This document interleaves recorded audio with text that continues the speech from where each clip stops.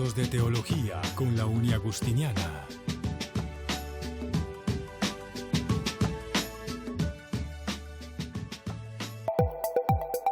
Ven, estudia en Uniagustiniana, pregrados, posgrados o programas virtuales. Uniagustiniana es creer en ti. Buenas noches, queridos amigos cristovidentes.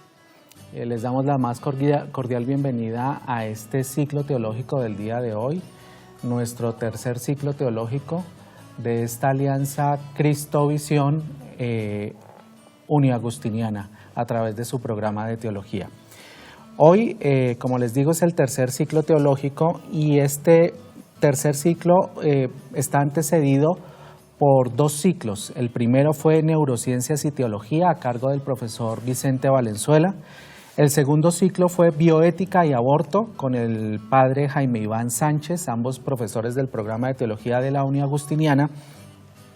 Y hoy tendremos el tema, en este tercer ciclo, tendremos por tema la novedad cristiana del concepto de Dios. Como les he dicho en previas oportunidades, hemos tenido dos invitados aquí previamente, cada uno con su manera de hacer teología, cada uno en su campo. La intención de estos ciclos es llevar algo de la teología a los hogares de ustedes cristovidentes para que se den cuenta de alguna manera cómo es que se hace teología, qué temas son los que se abordan en la teología, qué discusiones se hacen, desde las más complejas, más abstractas, también las más sencillas, las más digeribles por cada uno de nosotros, pero se trata de llevarles un poquito esta experiencia a ustedes y para que tengamos la conciencia suficiente de que los temas sobre Dios también tienen una pertinencia científica y disciplinar que es desarrollada en las facultades y programas de teología. Hoy, como les digo, nos acompaña un tercer invitado, también profesor del programa de teología de la Uniagustiniana, el profesor Ashraf Ibrahim Abdel Malak. Él es doctor en teología por la Universidad Urbaniana y nos va a acompañar, ha aceptado acompañarnos hoy con este tema, la novedad cristiana de Dios.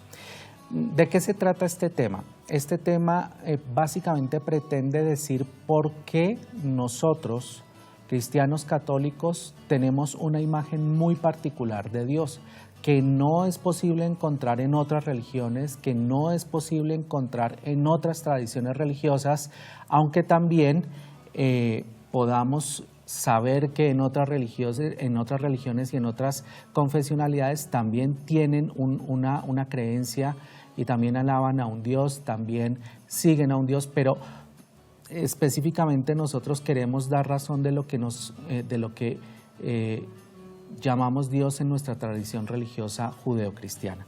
Entonces, de eso intentaremos hablar hoy en tres momentos específicos. El primer momento de ellos será el tema de la encarnación, el segundo tema específico será el tema de la cruz y el tercer tema específico el tema de la resurrección. Es decir, que a través de estos tres temas, la encarnación, la cruz y la resurrección, lograremos hablar de la identidad cristiana de Dios. ¿Qué es lo que hace que el Dios que nosotros confesamos y seguimos es un Dios diferente al que puede ser confesado por otras tradiciones religiosas? Para ello vamos a partir de tres premisas que son como puntos de partida para este gran primer tema de la encarnación, para poder irnos acercando a concluir sobre esa novedad cristiana de Dios. Y la primera premisa, con las buenas noches, profesor Ashraf. Buenas noches. Se trata de que nos ayudes un poco a acercarnos a este gran tema de la cristología. Sabemos que el tema de la encarnación, el tema de la cruz y el tema de la resurrección se ven directamente en un tratado que en los programas de teología se llama cristología. Entonces vamos a empezar por decirles un poco en qué consiste esto de la cristología para que el profesor, que es profesor de cristología, nos diga en qué marco conceptual vamos a estar hablando en estos tres encuentros de este tercer ciclo de ciclo teológico Uniagustiniana Cristovisión. Buenas noches, profesor. Buenas noches, David. Si usted me permite, ante todo, decir algo, yo les agradezco mucho también para esta ocasión, para discutir algunos temas tengo que aclarar que el que se acerca a la teología sabe que estos 3 temas que vamos a tratar no son tan fáciles, no son fáciles para tratar y son de dificultad también a nivel intelectual, a nivel existencial, a nivel teológico. Por eso lo que vamos a hacer en estas 13 charlas de hoy y mañana y pasado mañana, Dios mediante, solamente una aproximación al tema que necesitará tal vez también después una profundización. Entonces, para empezar con la pregunta de qué se trata cuando se habla de cristología, en palabras sencillas también siempre para que entendamos los conceptos, se puede decir que la cristología se pregunta por la figura de Jesús. ¿Quién fue y quién es Jesús? En ese sentido podemos tener 2 maneras de concebir la cristología. Una manera más estática, tradicional, y decir que es el tratado que habla de la persona y de Jesús y de su salvación, o en términos más dinámicos, para decir que es el tratado donde ve cómo se llega a la confesión de este Jesús como Cristo, como Mesías, como Salvador, como Hijo de Dios, con todos los títulos cristológicos que están por una parte en la Biblia y por otra parte en la tradición. En palabras más ya para dar una definición, la cristología es una subdisciplina en la teología donde se pregunta cómo el Jesús de Nazaret llegó a ser el Cristo en que creemos. Ok. Para nuestros cristovidentes es importante tener en cuenta que el profesor nos acaba de hablar de la subdisciplina en la que se enmarca todos los temas de los que vamos a hablar, los 3 temas de los que vamos a hablar en estos 3 encuentros que siguen. Entonces, nos enmarcamos en la cristología. Estas son charlas sobre cristología. Dentro de estas premisas, profesor, la primera era partir un poco de esta definición de qué es cristología para ubicar a nuestros cristovidentes. La segunda pregunta o la segunda premisa de la que debemos partir, ustedes hacían una diferenciación, cómo partimos de Jesús para llegar a confesar al Cristo de la fe. Quiere decir que ahí hay una diferenciación, una distinción que usted hace, y quisiera que nos hablara un poco de esa distinción, la cuestión de Jesús en nuestros días, que no está al margen de la cuestión sobre el Jesús histórico. Perfecto, y exactamente el tema de la cristología o la subdisciplina que se llama cristología se interesa prácticamente, la podemos resumir incluso en el nombre que nosotros casi todos los días lo pronunciamos, Jesucristo. Entonces, la expresión significa 2 cosas, Jesús y Cristo. Entonces, la cristología se pregunta por esta dimensión horizontal donde se ve a Jesús de Nazaret que está ubicado en un lugar, en un tiempo, pero ve también en él la dimensión vertical o el horizonte vertical donde se confiesa que Él es el Cristo o el Hijo de Dios. Claramente, entonces, para aclarar los términos, hay una distinción entre Jesús histórico y Cristo de la fe.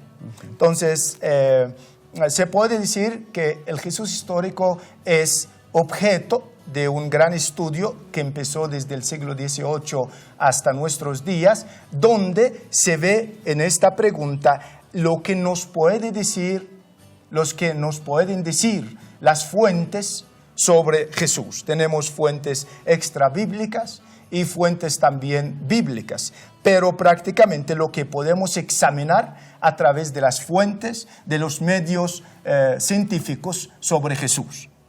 En vez el Cristo de la fe es en qué creemos, en palabras más directas, es el Cristo que está en la Biblia, el que está en la tradición de la Iglesia, y que nosotros lo conocemos como Hijo de Dios. La pregunta o el dilema grande es, ¿Jesús o Cristo? ¿Son lo mismo? ¿Historia o fe? Entonces, hay que decir que hay una distinción, no se identifican totalmente. El Jesús histórico prácticamente es un término más técnico, donde se dice lo que podemos descubrir de Jesús a través de las fuentes y los medios científicos modernos. Por tanto, esta problemática es una problemática moderna, no es medieval, no es antigua, es apenas, se sabe incluso a ubicarla con un autor definido, que es Hermann Samuel Reimanus, y en esta historia llevamos hasta hoy como 4 fases o 3 fases, depende de la división que queremos hacer. En palabras más claras, la antigua investigación, que más o menos se extiende hasta Schweitzer, Albert Schweitzer, cuando publica su obra sobre la investigación de Jesús en el año 1906, y después viene una fase que la llaman la no investigación, porque no se investiga mucho, no es que no se investiga mucho, es que no hubo mucho interés por la cuestión del Jesús histórico. Y en esta fase se ubican también grandes teólogos, y luego viene un renacimiento de la cuestión del Jesús histórico. La encontramos con Kesselman, que es un discípulo de Bultmann, donde abre la cuestión, por eso la llaman la nueva investigación. Y estamos actualmente, para hablar en términos claros, en la 4ª fase, que la llaman la tercera, porque la antigua y luego la nueva, y estamos en la tercera. La tercera se ubican muchos autores interesantes, como por ejemplo John Dominic Crossan, como James Dunn, como Gerd Theissen, como Sanders, Meyer, Wright. Entonces, para dar respuesta, esto es el Jesús histórico. El Cristo de la fe es este Jesús, pero no necesariamente se identifica con los resultados de la investigación sobre Jesús. ¿Por qué? Por una razón, que cada investigador saca una conclusión distinta con respecto a Jesús. Entonces, en palabras claras, el Cristo de la fe no se contradice con el Jesús histórico, sino más bien entre los dos hay una dialéctica, hay una tensión, y esta es la problemática que no se puede ser resuelta o agotada en una expresión.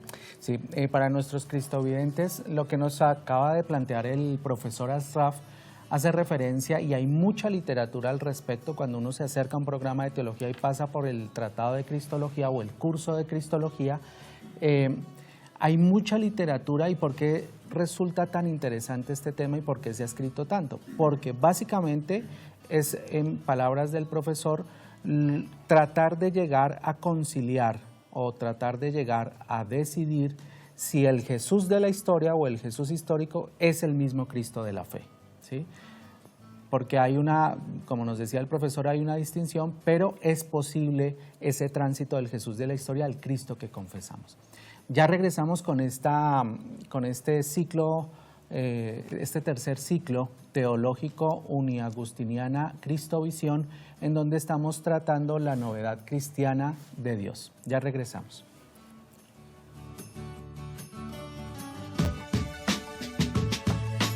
Ya regresamos con Ciclos de Teología con la Uniagustiniana. Continuamos con Ciclos de Teología con la Uniagustiniana.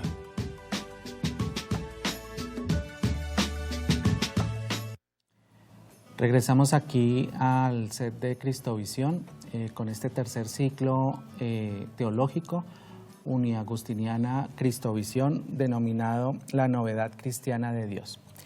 Habíamos quedado, profesor Asraf, en la breve definición o aproximación que nos hacía al problema del Jesús en nuestros días, o al problema sobre Jesús en nuestros días, que no puede perder de vista esta cuestión del Jesús histórico y el Cristo de la fe.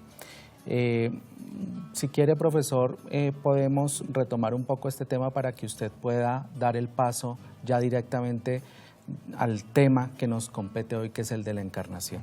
Perfecto. A mí me gustaría decir una cosa más para que no se vea que estamos reduciendo el problema de Jesús en nuestros días solamente a la cuestión histórica.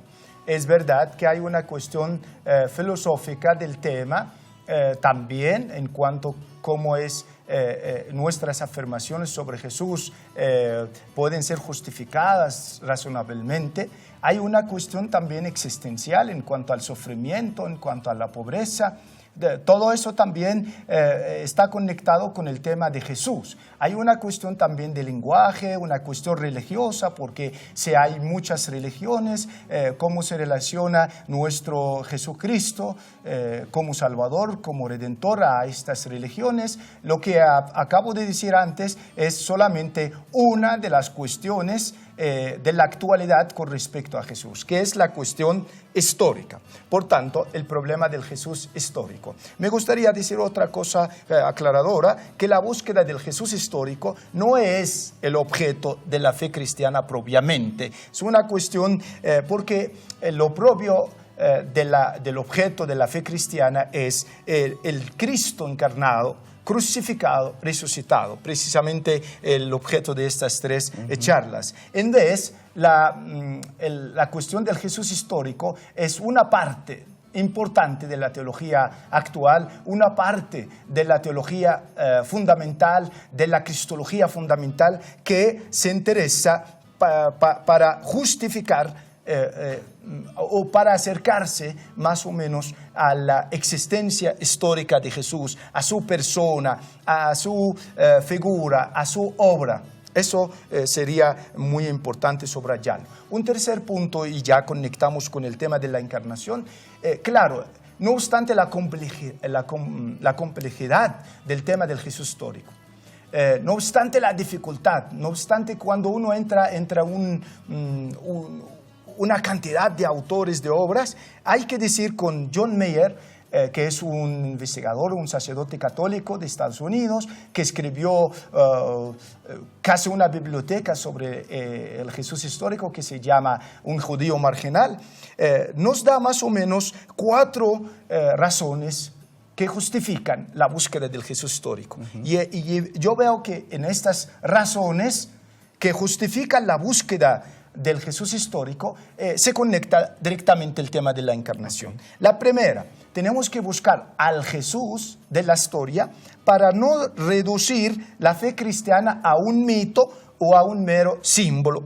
Importante. Segundo, tenemos que evitar otro riesgo con esta investigación, es negar la humanidad real de Jesús y caer en un criptomonofisismo, es como un monofisismo camuflado, escondido, que concibe que Jesús es más divino que humano, la parte del componente divino es más que el componente humano, o evitar también el tercer riesgo, domesticar a Jesús para adaptarlo a un cristianismo conformista.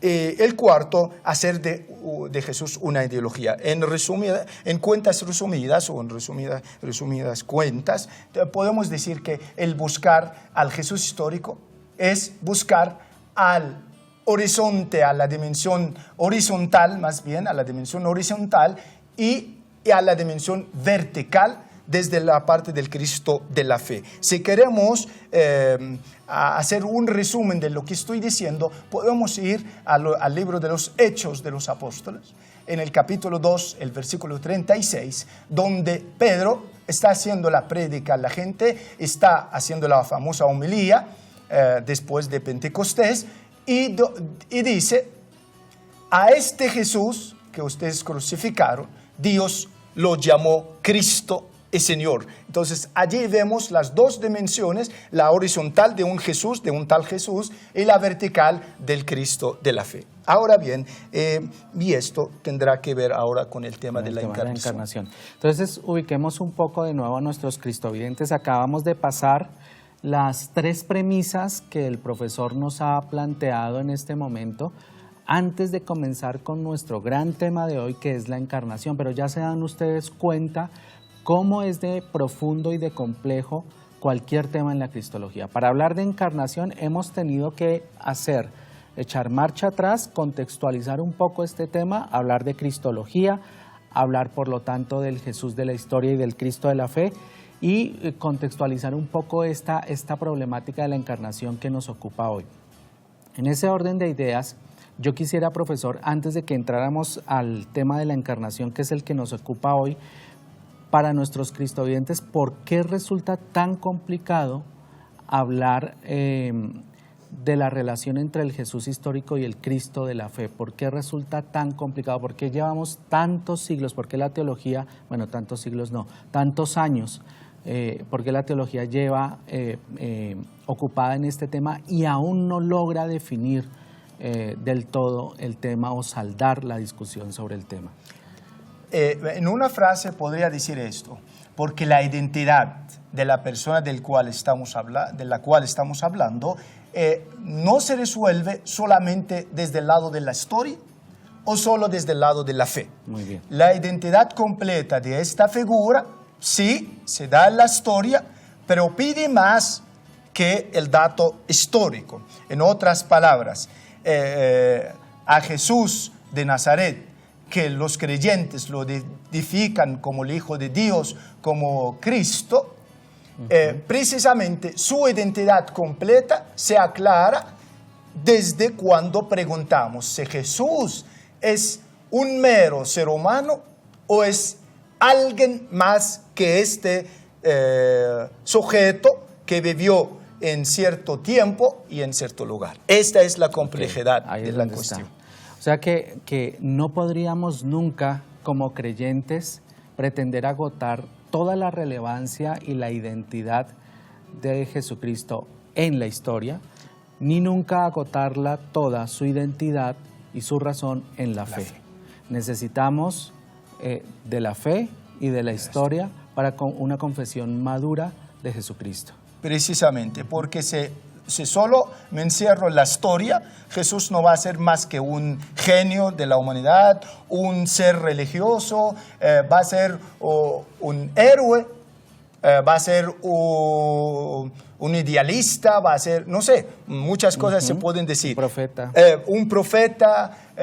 Si encerramos solo a la parte de la historia, que esto no es malo, pero claramente para la fe cristiana no es suficiente.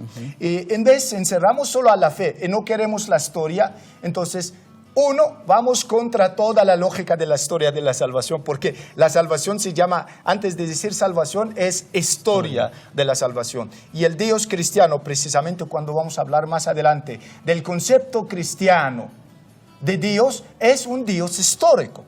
Y otra razón es que podemos caer a través de nuestra fe, solamente fe, en lo que el famoso hecho del pasado, que es la fe que encierra en una ideología, porque yo puedo hacer una buena ideología alrededor de una persona o una realidad que nunca existió. Sin fundamento. Sin fundamento. Entonces la historia remite a la fe, porque da indicaciones, signos, no pruebas, sino signos para acercarnos al umbral de la fe, pero la fe también remite a la historia, porque un Cristo sin la historia sería una teología vacía, una especulación vacía. De hecho no es una teología, sería una espiritualidad desencarnada. Qué interesante esto, profesor. Antes de irnos a un nuevo corte, entonces dejemos introducido el tema directamente de la encarnación. Bien, yo lo voy a introducir en palabras sencillas. En la actualidad tenemos más de un sentido con respecto a la encarnación de Jesús. Hay un sentido primario, literal, que es el clásico, tradicional. Más adelante lo vamos a aclarar. Y hay un sentido más metafórico, pluralista, que algunos lo proponen hoy en vista de una cristología más abierta, más pluralista. Y esta tiene más de un nivel. más de un nivel, que podemos verlos más adelante con un autor como John Heck y con otros autores. No sé si puedo desarrollar más. Está bien. Yo creo que, yo creo que podríamos estar hablando o utilizando un epígrafe o un rótulo, digámoslo así, que estaríamos hablando en esta primera aproximación a la encarnación como dentro del marco del significado de la encarnación. Exacto, ¿sí? exacto. Vamos a hablar de los múltiples significados Exacto. de la encarnación. Exacto. No sé si tenemos más tiempo de... ¿Sí? Ok. Sí, nos dicen que podemos seguir. Entonces hablemos de esto, profesor. Entonces, de los significados de la encarnación o del significado de la encarnación. Bien, entonces podemos movernos un momentico. Claro que entonces, acá el tema va a ser, como dijimos en las 13 charlas, va a ser la novedad cristiana de Dios, y lo vamos a hacer no en forma abstracta, sino pasando por 3 temas capitales, 3 temas de capital importancia, 3 temas de relevancia para la fe cristiana, que es la encarnación, la cruz, la resurrección. Por eso, nuestra primera charla va a concentrarse en el tema de la encarnación. Para dar respuesta a la pregunta que hicimos ahora, ¿qué sentido tiene la palabra encarnación? Hay un sentido más claro desde la semántica latina, que viene del latín, que es incarnatio, y es el sentido primario literal de la palabra encarnación. Entonces tenemos un primer sentido que es un sentido literal. ¿Y qué quiere decir la palabra encarnación en este primer sentido literal o primario? Significa, como dice la palabra, estar en carne. Entonces la fe cristiana tradicional desde siempre pensó y creyó en que a la segunda persona de la Trinidad, que es el Hijo de Dios, se encarnó, es decir, estuvo en carne y está en carne, y en ese sentido, para decir carne, no solamente estamos refiriendo a una parte del ser humano, sino a todo el ser humano como totalidad, su concreción, su debilidad. Entonces, para decir se hizo carne, significa se hizo un ser humano completo. Así el versículo del Evangelio de Juan 1:14, y el Logos, importante y Logos, hizo carne, es decir, hizo un ser humano completo. Ese es el sentido literal. Por eso, en este primer sentido, la segunda persona de la Trinidad, que es el Hijo de Dios, según la forma clásica de concebir la encarnación, tuvo una existencia con una voluntad humana, con una mente humana, con emociones humanas, con una existencia humana completa. Para decirlo en otras palabras, a su existencia humana no le faltaba nada. Eso es el primer sentido.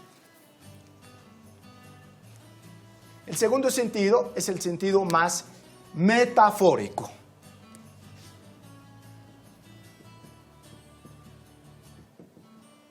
En ese sentido, voy a tomar una figura muy importante, un teólogo que se llama John Heck, para aclarar la perspectiva. Entonces, la perspectiva es lo que va a ser llamado la revolución copernicana en teología, porque el teólogo John Heck propone de concebir la encarnación no en sentido literal, sino en un sentido metafórico. Por tanto, cuando se dice que Dios se encarnó en Cristo, no significa que realmente la segunda persona de la Trinidad se encarnó, sino que en una figura meramente humana, Dios estaba presente y Jesús encarnó el ideal de la figura del ser humano como tiene que ser, es decir, abierta al misterio, a lo divino, a la realidad última, y también encarnó otra cosa, el amor de Dios. Entonces, en la figura de Jesús, en ese sentido metafórico, encontramos la encarnación de dos cosas: la apertura del ser humano y el amor divino hacia nosotros. Y esto sería, el primero pedía o necesitaba una creencia en una Trinidad metafísica. Eso sería una Trinidad o no metafísica, más metafórica. Ese sentido, lo que se propone también en nuestros días. Hay otro sentido que concibe la encarnación en forma pluralista. Y sería que hay un Cristo, pero este Cristo es Jesús, pero este Jesús no es Cristo. Para decirlo en otras palabras, Cristo es más grande y va más allá del Jesús de Nazaret. Entonces, no estamos hablando de una sola encarnación, estamos hablando de una multiplicidad, una diversidad, sí, de encarnaciones. Y al fin llegamos a que el Cristo se encarna en Jesús, pero también tiene otras encarnaciones y es un sentido más abierto, más pluralista. El Jesús de Nazaret es el Cristo para los cristianos, pero este Cristo puede también tomar otras figuras en otros lugares, en otros espacios. Más o menos, si queremos hacerlo resumido, eso significa Ahí nos damos cuenta la complejidad del tema. Para ubicar un poco a nuestros cristovidentes, profesor, de estos tres significados, literal, metafórico y pluralista, que muy bien nos ha planteado usted, ¿cuál sería el significado en el que se enmarca la doctrina de la Iglesia Católica? ¿Dónde está más ubicado para que a nuestros cristovidentes les quede claro el asunto? Claro, y a mí me gustaría en este caso no decir nada, solamente citar el numeral 461 y el numeral 463 del Catecismo de la Iglesia Católica para ubicar ¿en qué cree la Iglesia Católica? ¿En un sentido metafórico, en un sentido literal, en un sentido pluralista? El Catecismo dice así: la Iglesia llama encarnación al hecho de que el Hijo de Dios haya asumido una naturaleza humana para llevar a cabo por ella nuestra salvación. Lo que viene ahora es lo más importante. La fe, la verdadera encarnación del Hijo de Dios, es el signo distintivo de la fe cristiana. Para decirlo en otras palabras, el misterio fundamental de la fe cristiana es la encarnación. Ahora bien, la encarnación no entendida como un punto, sino como un proceso en una visión más dinámica que más adelante lo podemos aclarar. Es importante que nosotros nos estemos ubicando permanentemente en el discurso del profesor para que no perdamos la pista de hacia dónde es que nos estamos dirigiendo, ¿no? La novedad cristiana de Dios. Ya regresamos con este tercer ciclo teológico, Alianza Cristovisión Uniagustiniana.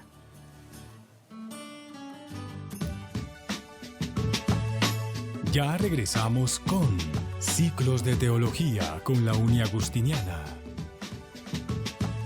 Continuamos con Ciclos de Teología con la Uniagustiniana.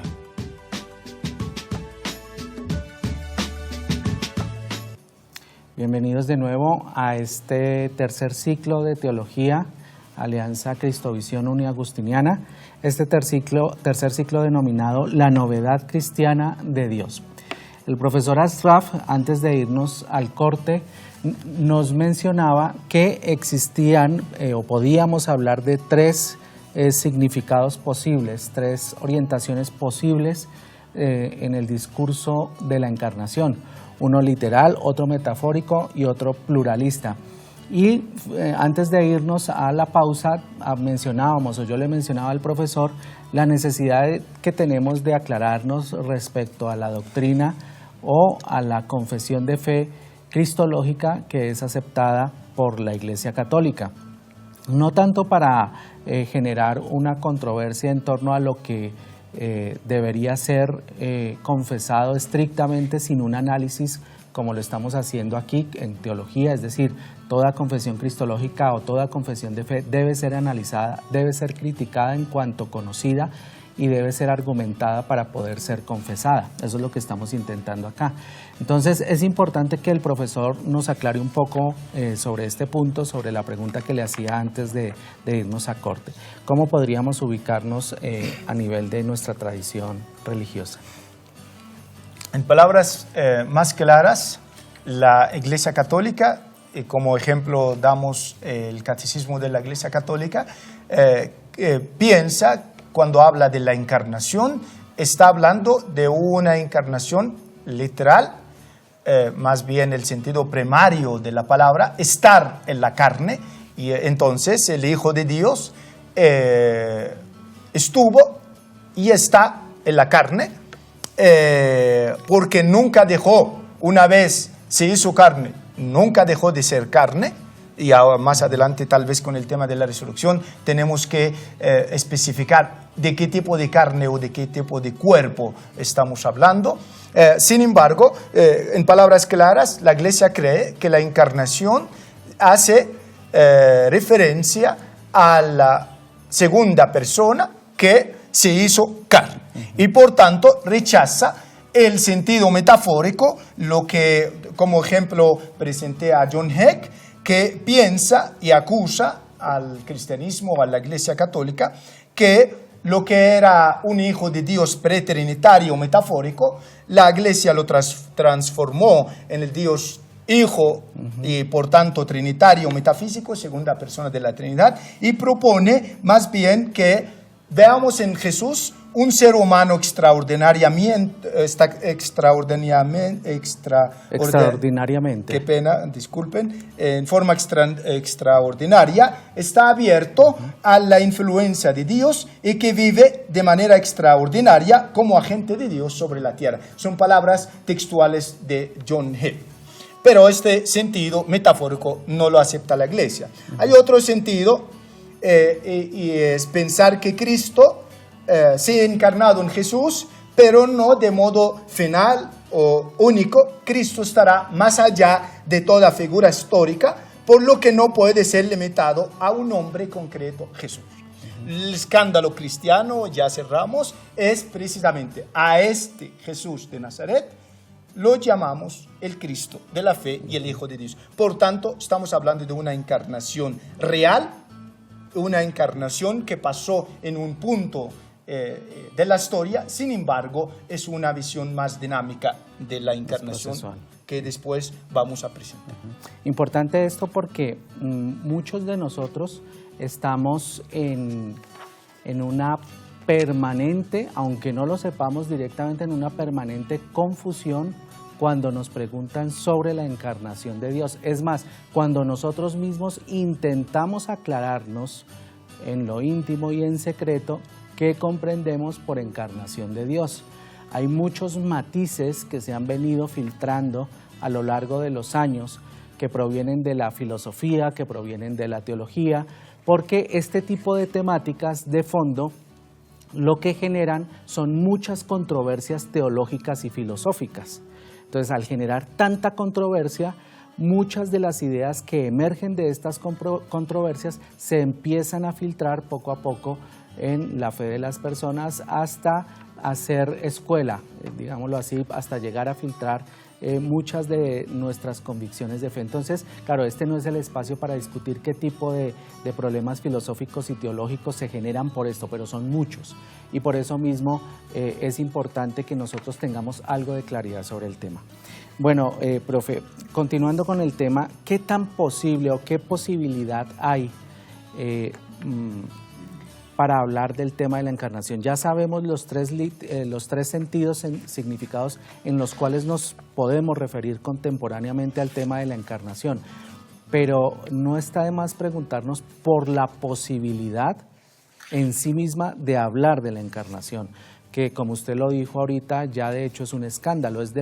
Creo que es la única religión, estoy seguro que es la única religión que afirma que un Dios se hizo hombre, se hizo carne.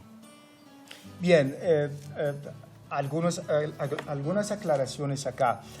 Sí, hay otras realidades, otras tradiciones religiosas predican también la presencia de lo divino con lo humano en distintas formas, en distintas maneras, pero ¿cuál es lo particular de la forma cristiana? Es que habla de una forma única, única.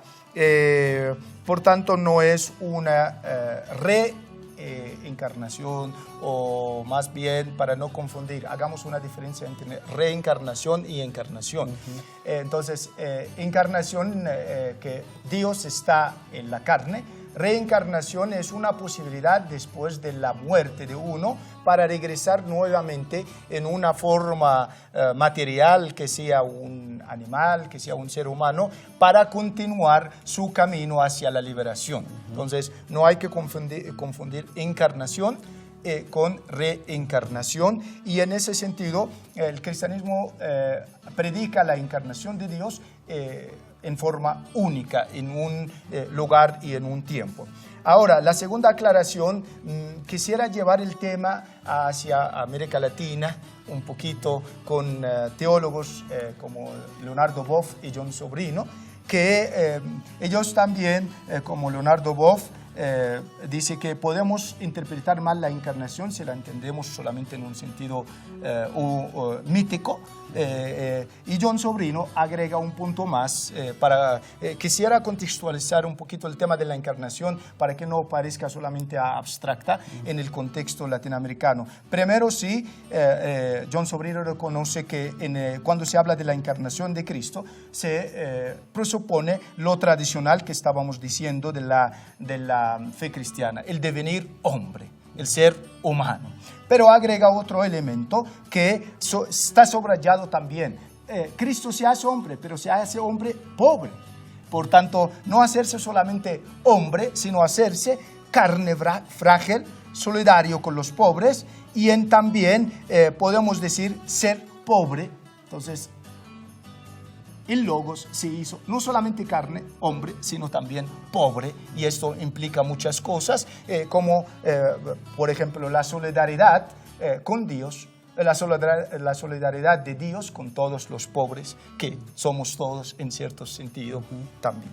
Sobre todo con lo vulnerable. Exactamente, exactamente. Sí. Y este tema también abre mucho para después.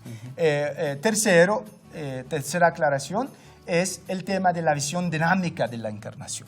La encarnación del cual habla la fe cristiana no es solamente un punto y ya, sino tiene antecedentes y tiene también consecuencias. Antecedentes serían la preparación que fue hecha en todo lo que antes de la encarnación, por tanto, dentro de la historia de la salvación, que sería en la escuela del Antiguo Testamento, se empieza ya a presentir la posibilidad de algo como esto. En otras palabras, el tema principal es la presencia de Dios en medio de su pueblo. Yahvé nunca es una materia, pero nunca acontece y actúa sin materia. Lo vemos en el Antiguo Testamento. Entonces, lo que voy diciendo ahora, o lo que estoy diciendo, son condiciones de posibilidad para decir que la encarnación continúa la lógica del Antiguo Testamento y no va contra ella, la presencia de Dios. Lo que cambia con la encarnación es la forma de esta presencia de Dios. Siempre Dios está presente en la historia, pero su forma es más ahora carnal, más real. Otra cosa es la venida de Dios, la expresión más famosa del Antiguo Testamento, el Dios que viene. Este Dios que viene es el deseo del pueblo, pero es también el deseo de Dios que va a hacer y va a concretarse en la Shekinah, va a concretarse en la habitación de Y Dios, la relación de Dios con con nosotros. Tercero, la esperanza mesiánica, que es una intervención particular de Dios en la historia de su pueblo. Y cuarto, los temas veterotestamentarios famosos como la palabra, la sabiduría, el espíritu, el ángel, porque la dabar, la palabra, la sabiduría y el espíritu, el ángel, presenta a la vez Dios y a la vez no es Dios. Entonces, de hecho, San Pablo, para insertar a Jesús en la esfera divina, lo va a llamar la sabiduría de Dios, la sofía de Dios, para convertir lo que es el monoteísmo rígido del Antiguo Testamento a un monoteísmo cristiano, pluralista, abierto, que tiene la pluralidad y la alteridad dentro. Y hay el tema de la profecía. Pero estos serían los antecedentes a la encarnación. Hay que ver la encarnación con esta visión más dinámica. Hay repercusiones, consecuencias de la encarnación que lo vemos en la vida de Jesús. No hay que reducir la encarnación al momento del nacimiento de Jesús, sino toda la vida de Jesús hace parte de la encarnación. La cruz que vamos a tratar mañana hace parte del tema de la encarnación, y luego la resurrección hace parte también de la encarnación. Y en ese sentido, incluso el Cristo después de Pentecostés es también el Cristo encarnado, crucificado, que sigue con las llagas, con un cierto tipo de carnalidad, y lo más importante, este Cristo, que podemos llamar ya, como Pablo lo va a llamar, más un Cristo universal, cósmico, que no tiene que ver solamente con el Cristo en las iglesias, eso sería más o menos eclesiocentrismo, no tiene que ver solamente con el Cristo que está en los seres humanos, eso sería antropocentrismo, sino más bien el Cristo que está en la creación. Lo captó muy bien de Chardin cuando habla de la cristificación del universo, que este Cristo cósmico que está en todas las partes de la creación, que está llegando al culmen, a la recapitulación, al punto omega, a través de un proceso que es la cristificación. Las energías de Cristo entran en todo el cosmos, en todo el universo. Esto podría decir es una visión más dinámica de la encarnación y no solamente más puntual que reduce la encarnación en un punto. Ahora usted preguntaba sobre la posibilidad de la encarnación. Sí. ¿Es posible la encarnación o no es posible? Pues es una pregunta, profesor, que viene dada desde creyentes y no creyentes, ¿no? ¿Es posible esto de la encarnación? Bien, partemos de un punto. En la encarnación hay una fidelidad radical, como dijimos, del Antiguo Testamento, de la historia de la salvación, pero hay una novedad radical que escandaliza, y precisamente la encarnación es un escándalo. Un escándalo. No solamente la cruz es escándalo, preciso, si me permite, la cruz es escándalo precisamente no porque el sujeto que está crucificado es un mero ser humano. Es escándalo precisamente porque un Dios es el que está crucificado. Hablamos del Dios crucificado. Por tanto, el escándalo parte de la encarnación misma. Ahora bien, ¿es posible que Dios se hace hombre, se hace carne? La respuesta, o más bien antes de la respuesta, podemos decir, esta es la novedad cristiana. En otras palabras, otras experiencias religiosas predican más lo divino. Y al parecer que uno es más divino, lo divino es más divino, y el ser divino es más divino cuando está alejado más del mundo, está alejado más de la materia, está alejado más de lo que lo podría contaminar. Entonces, la novedad cristiana no sería la espiritualidad, no sería la divinidad, sería precisamente este tipo de divinidad que toma una forma carnal. ¿Es posible esto? Esto depende, entonces, doy la respuesta ahora, de las ideas que tenemos sobre Dios, del concepto de Dios y de las ideas sobre las posibilidades humanas y sobre lo que es el ser humano. ¿Por qué? Parte de la idea de lo divino, porque si yo tengo una idea de lo divino que es absoluto, y que la palabra absoluto sería existe por sí mismo, encerrado en sí mismo, y por tanto, esto es, uno podría decir, está la novedad de la filosofía clásica cuando llegó al concepto de lo absoluto, la absolutidad de Dios. Y por tanto implica también la necesidad. Dios existe por sí mismo. Hay cosas que puede hacer, como por ejemplo, Dios no puede existir porque está en su concepto de absoluto todas las características de la perfección, por tanto existen. Esto está bien, esta es la genialidad de la filosofía y de la racionalidad, pero el cristianismo va más allá. El concepto de Dios pide una conversión. Para captar el concepto cristiano de Dios hay que hacer una conversión no tanto ética, sino intelectual, existencial, que sería la metanoia. ¿Por qué? Para dejar espacio a un Dios que se manifiesta. ¿En qué sentido? Si yo tengo un concepto de Dios, que Dios no puede hacer esto, etcétera, etcétera, resulta difícil que captamos la idea de la encarnación de Dios. Por otro lado, si yo tengo una imagen de lo humano más pesimista, más negativa, no es posible que un Dios puede hacerse hombre porque sería contaminarse. O la otra, el ser humano puede soportar el peso de lo divino. Aquí está implicada la cuestión de creer o no. En suma, las ideas previas sobre Dios, la humanidad y sus posibilidades inherentes pueden condicionar la creencia o no. Entonces, para llegar a una creencia de Dios, tal vez más adelante hablamos de una cierta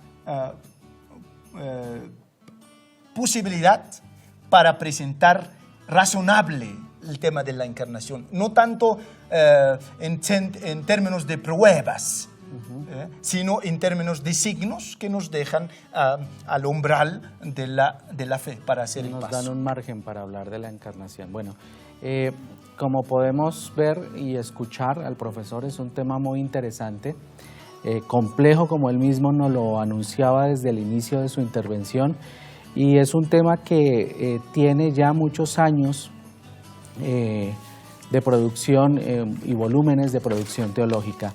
Nosotros no alcanzaremos a abarcar todo el tema hoy. Mañana retomaremos en la primera parte de nuestro encuentro del día de mañana. Necesitaremos retomar esto de su afirmación, profesor, de que para captar el concepto cristiano de Dios es necesaria una conversión, ¿sí? Porque dependiendo de las nociones de Dios que tengamos, asimismo estará condicionada nuestra posibilidad de aceptar o no este escándalo de la encarnación.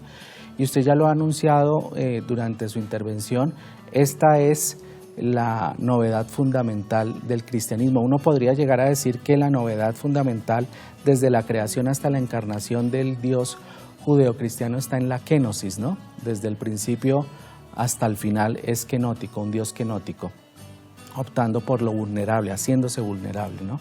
Eso es un tema muy importante que nos enlaza un poco con el primer ciclo que hablábamos de teología y neurociencias, donde el tema de la vulnerabilidad también aparecía como un tema importante. Bueno, profesor, yo le agradezco muchísimo su presencia aquí. Dejaremos hasta aquí por asuntos de tiempo y mañana, al iniciar el segundo encuentro de este tercer ciclo, retomaremos esta parte para hablar de la razonabilidad de la encarnación, es decir, no de las pruebas, porque no las hallaremos, de la encarnación de Dios, una razonabilidad que nos permite hallar pistas que nos van a llevar a la posibilidad del hablar de la encarnación, de un hablar sobre la encarnación, y también hablaremos de los motivos de esta encarnación en nuestra tradición religiosa. Por lo pronto esperamos que este primer encuentro de este tercer ciclo nos haya dejado algunas pistas como es nuestro intento desde el programa de Teología de la Uniagustiniana y desde el canal Cristovisión, algunas pistas que a los cristovidentes les permitan ir madurando su proceso de fe en torno a su confesión cristológica. Por ahora no es más, los esperamos mañana a partir de las 8 de la noche con el segundo encuentro de este tercer ciclo teológico sobre la novedad cristiana de Dios. Muchas gracias, los esperamos mañana. Muchas gracias, profesor. Muchas gracias a usted.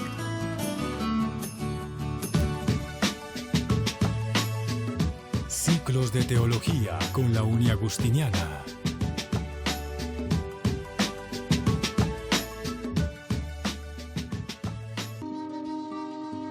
Cristovisión, para ver el mundo con los